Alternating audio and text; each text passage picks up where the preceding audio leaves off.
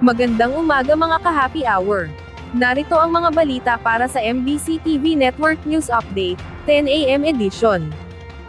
Singil sa kuryente ng Meralco, tataas ngayong Hulyo. Magpapatupad ng dagdag singil sa kuryente ang Manila Electric Company para sa buwang ito ng Hulyo. Sa pulong balitaan ng Meralco ngayong araw, kanilang inanunsyo ang 2 pesos and 15 centavos na dagdag singil sa kada kilowatt-hour, bunsod na rin ang pagbabalik normal ng generation charge. Katumbas ito ng 11 pesos and 60 centavos per kilowatt-hour, na kabuo ang bayarin para sa isang tipikal na residential customero para sa buwang ito.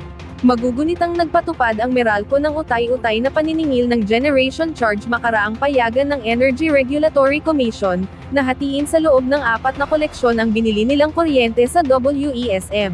Samantala, nagkaroon din ng pagtaas sa presyo ng kuryenteng kinukuha sa wholesale electricity spot market. Dahil dito, aabot sa 430 pesos ang net adjustment para sa mga kumokonsumo ng 200 kWh kada buwan, habang papalo naman sa 1,075 pesos ang asahan sa monthly billing ng mga kumokonsumo ng 500 kWh.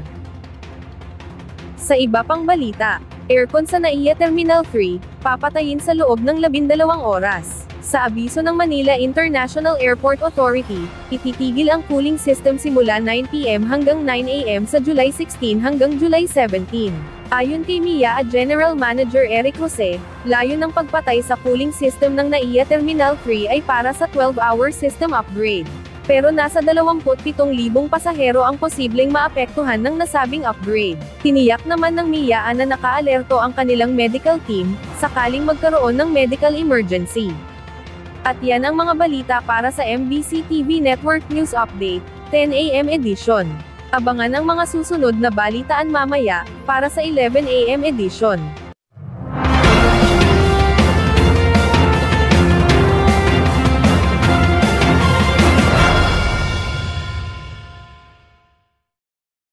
Mga ka-happy hour, kung gusto mong manood ang mga balita sa MBC TV Network News Update, mag-subscribe sa aming YouTube channel, i-like ang aming Facebook page, at i-follow sa aming TikTok account.